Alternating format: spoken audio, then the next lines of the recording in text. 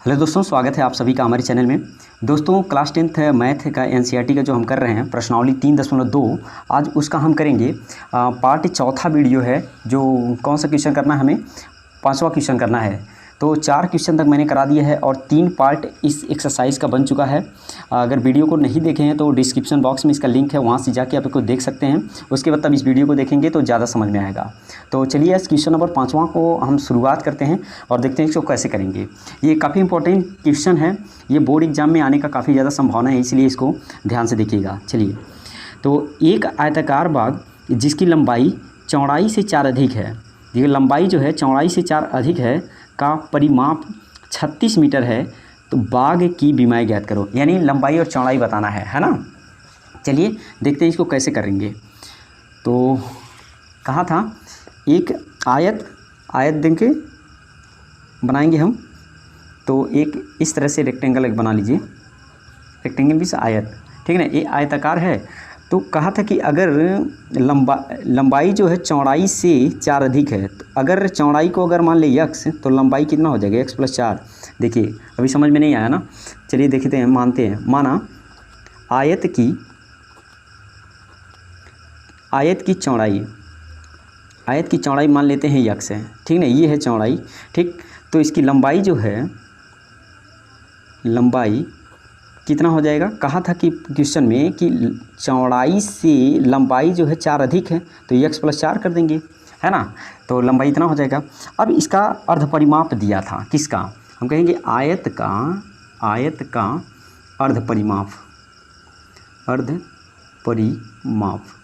अर्ध परिमाप गिवन है, कितना है 36 मीटर है, ठीक है ना। 36 मीटर गिवन है, ये गिवन है, लिख दिया, ठीक। तो आयत का अर्ध परिमाप क्या होता है। अच्छा, आयत का परिमाप होता है 2l + b होता है, यानी लंबाई धन चौड़ाई में 2 से गुणा कर देंगे, तो ये तो पूरा परिमाप होता है। लेकिन अर्ध परिमाप के लिए 2 से भाग दे देंगे बस, और ये 36 के बराबर है, तो इसको काट देंगे।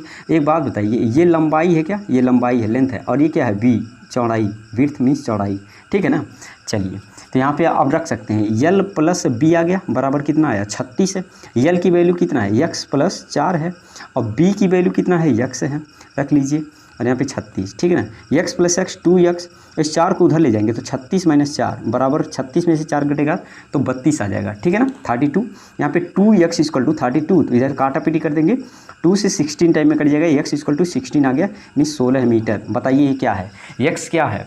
x मतलब अभी हम माने थे x क्या है, चौड़ाई है, तो इसको लिख सकते हैं चौड़ाई आ गया आपका 16 मीटर, ठीक है ना। अब करेंगे हम, देखिए लंबाई यहाँ पे x + 4 है, तो लंबाई में रख देंगे इसका, लंबाई = x + 4, तो x की वैल्यू रख देंगे 16 और 4, ठीक है ना। तो 16 4 कितना हो जाएगा 20 मीटर। तो इसकी जो लंबाई आएगा 20 मीटर और चौड़ाई कितना आया 16 मीटर। उम्मीद करते हैं कि क्वेश्चन आपको समझ में आ गया है और काफ़ी इंपॉर्टेंट क्वेश्चन है। ऐसा क्वेश्चन एकदम बोर्ड एग्जाम में आता है, तो ऐसे क्वेश्चन को एकदम पकड़ के रखिएगा और समझ के रखिएगा। तो चलिए अगले क्वेश्चन पे अब चलते हैं। क्वेश्चन नंबर 5वां खत्म हो गया, 6वां क्वेश्चन को देखते हैं क्या करना चाहता है। एक रैखिक समीकरण 2x + 3y - 8 = 0 दी गई है। 2 चरों में एक ऐसी और रैखिक समीकरण लिखिए ताकि प्राप्त युग्म का ज्यामितीय निरूपण जैसा कि। 3 क्वेश्चन यहाँ पे बोला है कि प्रतिच्छेद करती रेखा हो, दूसरा समांतर रेखाएं हो और तीसरा समपाती रेखाएं हो। तो चलिए ऐसा क्वेश्चन, ऐसा जो है ये कंडीशन हमने बताया कि प्रतिच्छेद करती रेखाएं कब होती हैं, समांतर कब होती हैं और समपाती कब होती हैं, ठीक है ना। तो आप अगर वीडियो को नहीं देखे हैं, इसलिए वीडियो को देखना ज़रूरी है कि पार्ट 1, पार्ट 2, पार्ट 3, है ना।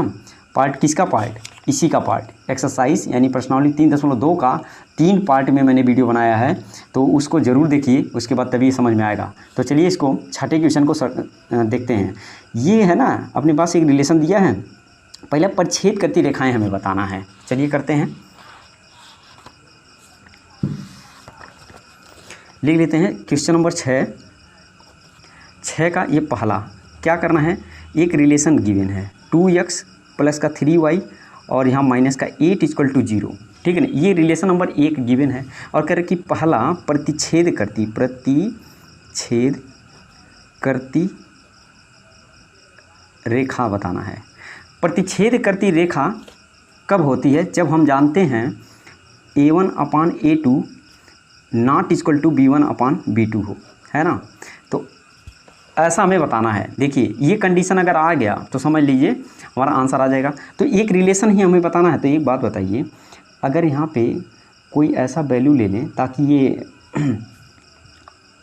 ये A1/A2 के बराबर ये B1/B2 ना हो, ठीक है ना। तो चलिए हम ले लेते हैं यहाँ पे कुछ।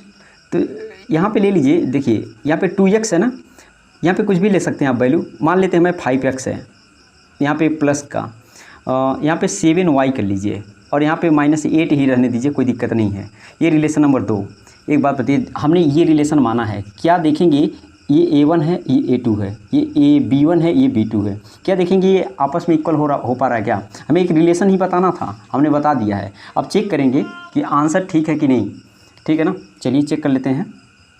देखिए यहाँ पे क्या है, A1 की वैल्यू कितना है 2 है और A2 की वैल्यू कितना है 5 है, बराबर यहाँ पे B1 की वैल्यू कितना है 3 है और यहाँ पे B2 की वैल्यू कितना है 7 है। तो 7 रख लीजिए। ये इसके बराबर है क्या? नहीं है ना। तो नहीं है तो ये कंडीशन फॉलो कर रहा है, इसका मतलब ये आंसर मेरा सही आंसर है, ठीक है ना।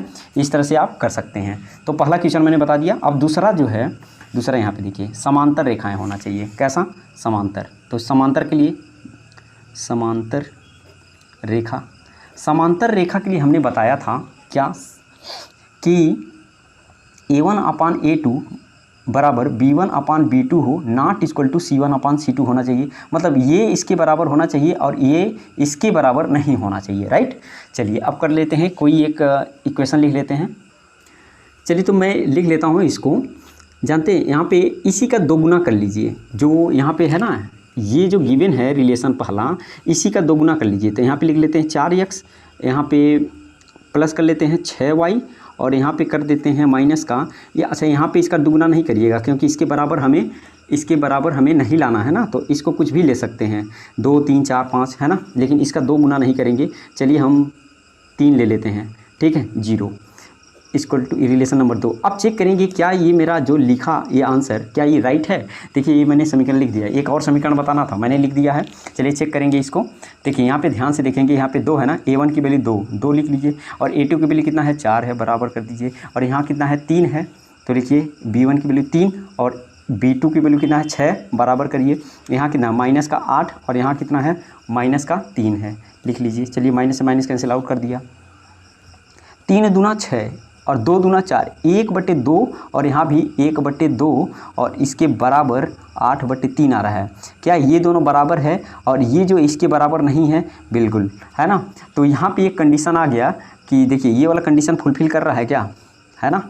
ये कंडीशन बिल्कुल फुलफ़िल कर रहा है। इसका मतलब ये जो है आंसर है ये राइट है, यानी समांतर रेखा यानी पैरेलल के लिए ये कंडीशन होता है और ये मेरा जो इक्वेशन लिखा है सही है, ठीक है ना। इस तरह से अब तीसरा क्वेश्चन करते हैं। चलिए तीसरा क्वेश्चन बोला है कि संपाती होना चाहिए। कैसा होना चाहिए? संपाती रेखा होना चाहिए। तो संपाती के लिए हमने कंडीशन बताया था। देखिए संपाती रेखा, तो संपाती के लिए हमने कंडीशन क्या बताया था कि सब आपस में इक्वल होता है। A1/A2 बराबर B1/B2 बराबर C1/C2, ठीक है ना। ये कंडीशन होना चाहिए। तो चलिए लिख लेते हैं कोई एक इक्वेशन।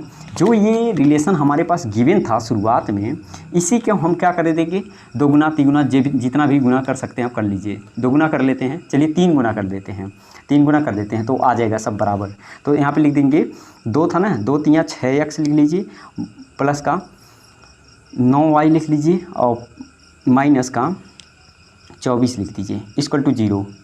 ये रिलेशन 2 हो जाएगा, वो रिलेशन 1 और रिलेशन 2। यही तो मुझे आंसर बताना था। अब चेक करेंगे क्या ये मेरा राइट आंसर है, क्या इसको फुलफ़िल करेगा? बिल्कुल फुलफ़िल करेगा। तो यहाँ से लिख लेते हैं, ये देखिए 2x, तो यहाँ से कितना है 2, वहाँ से 2 था तो 2 ले लिया। कहाँ से लिया?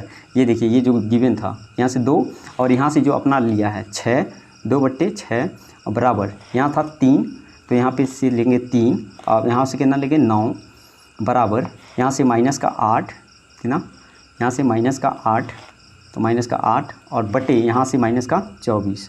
अब देखेंगे क्या ये वाला अपना सही आंसर आएगा, इक्वल आएगा इसके। तो 2 3 6 1/3, 3 3 9 1/3, 8 3 24 और माइनस से माइनस कैंसिल हो। हर बार देख रहे हैं 1/3 1/3 1/3 1/3 बराबर 1/3, बिल्कुल ये इसको फुलफिल कर रहा है। इसका मतलब ये अपना राइट आंसर होगा, ठीक है ना। तो ये राइट आंसर होगा।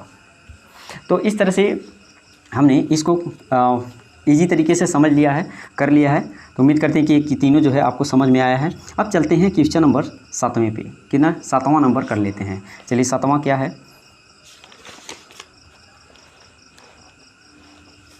देखिए 7वां कहता है कि समीकरण x - y + 1 = 0 और 3x + 2y - 12 = 0 का ग्राफ खींचिए और x अक्ष और इन रेखाओं से बने त्रिभुज के शीर्षों के निर्देशांक ज्ञात कीजिए और त्रिभुजाकार पटल को छायांकित करो। जो त्रिभुज आएगा ना उसको छायांकित भी करना है और ये तीनों जो शीर्ष आते हैं, वर्टिक्स आते हैं, उनको त्रिभुज के उनको हमें फाइंड करना है। तो चलिए करते हैं। देखिए क्वेश्चन नंबर 7 क्या है, x - y + 1 = 0, ठीक है। इसको एक काम करते हैं, x - y = इसको उधर ले जाएं, -1 हो गया। चलिए इसको रिलेशन नंबर 1 मान लिया। यहाँ पे और एक गिवन है 3x + 2y - 12 = 0 है। तो एक काम करते हैं, इसको उधर ले जाइए, 3x + 2y इसको उधर ले जाएंगे तो 12 हो जाएगा, राइट। इसको समीकरण 2 मान लीजिए, कोई दिक्कत नहीं है। एक काम कर लेते हैं, अब हमें क्या करना है, इसको ग्राफ पे शो कराना है ना। तो हम क्या करते हैं, ऐसा हमने क्वेश्चन कर लिया है, कई क्वेश्चन किया है। तो एक काम करते हैं, यहाँ पे एक बॉक्स बनाते हैं, ठीक। यहाँ पे x, यहाँ पे y और यहाँ पे 2 पॉइंट हमें लेंगे, तभी तो एक रेखा खींच पाएंगे। इस तरह से इधर भी कर लेते हैं, एक यहाँ पे x, यहाँ पे y, राइट। इसमें देखेंगे, चलिए इसको करते हैं, ध्यान से देखें। यहाँ पे अगर ये x है ना, x की जगह पे अगर 0 रख लीजिए, x के प्लेस पे अगर यहाँ पे 0 रखेंगे तो बताइए, ये तो 0 हो गया और माइनस से माइनस कट जाएगा तो y बराबर बताइए कितना आएगा, 1 आएगा। सही है कि नहीं, बिल्कुल सही है। इस तरह से अगर y को हम 0 रख लें तो y 0 हो गया तो x बराबर कितना आएगा, -1 आएगा, राइट। चलिए इतनी बातें आप समझ गए। यहाँ पे आप कर लेते हैं इसी तरीके से। या अगर x की जगह पे 0 रखते हैं, देखिए ये पूरा 0 हो गया तो यहाँ पे 2y बराबर 12, तो 2 छाके 12 इससे कट जाएगा ना, तो 6 आएगा y बराबर, ठीक है। अब देखिए अगर यहाँ पे 0 लग लेते हैं, y की जगह पे 0 कर लिया, ये पूरा 0 हो जाएगा। और यहाँ पे 3x बराबर 12, तो 3 चौका 12, तो यहाँ पे 4 आ जाएगा, राइट। तो ये अपना 2 पॉइंट्स यहाँ, 2 पॉइंट्स यहाँ आ गया। तो अब हम कर लेते हैं, इसका ग्राफ बना लेते हैं। तो ग्राफ जो है इस तरह से आप बनाते हैं ना, तो ग्राफ बना लीजिए। ये क्या होता है, x और ये x डैश, और ये क्या होता है y और ये y डैश, राइट। इधर वाले में प्लस होता है, इधर माइनस होता है, इधर ऊपर प्लस होता है, इधर नीचे माइनस होता है, इतना आप जानते हैं। चलिए अब हमें क्या करना है, पहला पॉइंट जो x y में है, यहाँ पे 0, यहाँ पे 1 है, तो 0 और 1, 0 और 1 को मुझे शो करना है ना। तो x एक्सिस पे 0, मतलब इस पे x एक्सिस पे ये चलना नहीं है। y पे कितना चलना, +1 चलना। ध्यान से देखेंगे, यहाँ प्लस है तो +1 चलने, चलो +1 कर लिया। तो 0 और 1 जो है यहाँ पे आ गया, राइट। 0 और 1 यहाँ आ गया।